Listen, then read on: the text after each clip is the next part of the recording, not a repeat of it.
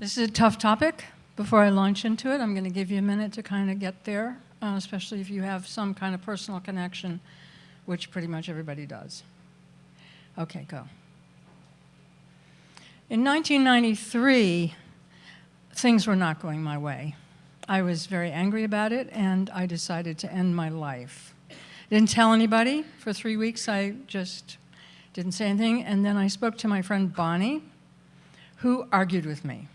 And that made me furious.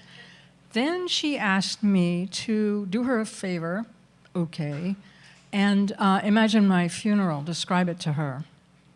So I said I would do that, and I pictured big empty room with a table in it. I'm on the table, it's dark, there's nobody there.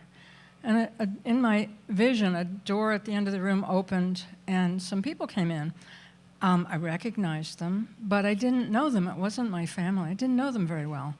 And they were sad. They were walking over to where I was, and they were crying because of what I had done and because they weren't there to help me.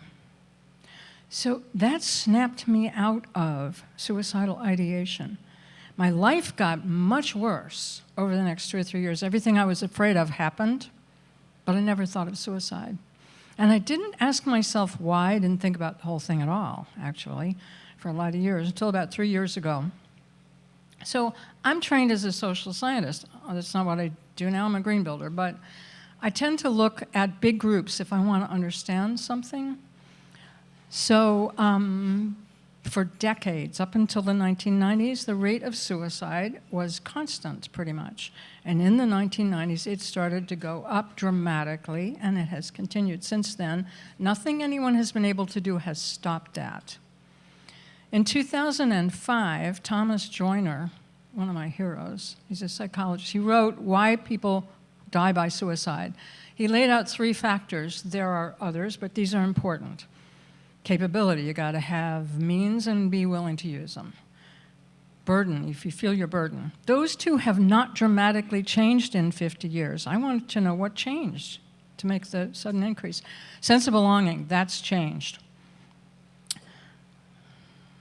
Got to remember where I am. Sense of belonging. What that means is that you belong to a group that's bigger than just a family, and you can give and receive in that group. You are known, and it's not easy you can be removed from the group, but it's not easy. It takes banishment or excommunication or something like that.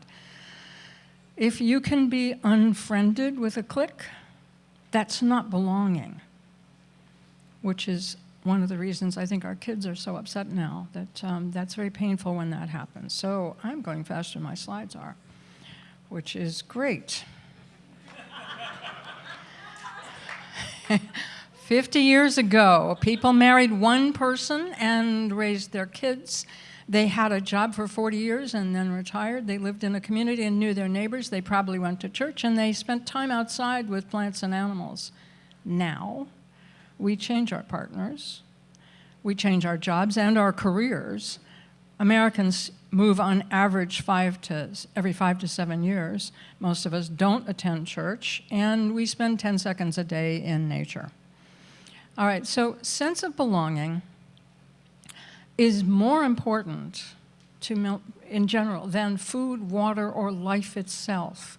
And that explains why first responders, military, many professions, the risk to them is highest when they leave the profession. It's not the hardships of it, it's the loss of belonging to that group and to the people that were involved with it.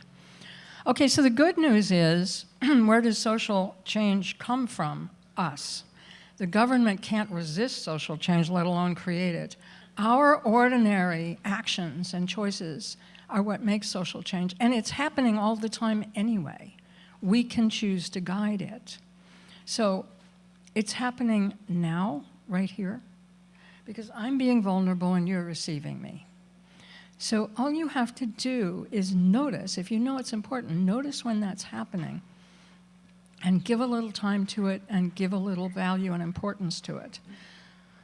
For right now, over the next couple days, if you mention to somebody that you heard a talk on suicide, and you leave a little space, most of us have stories, and we've probably never told anybody, or very few people. If you leave a little space, that other person may share their story.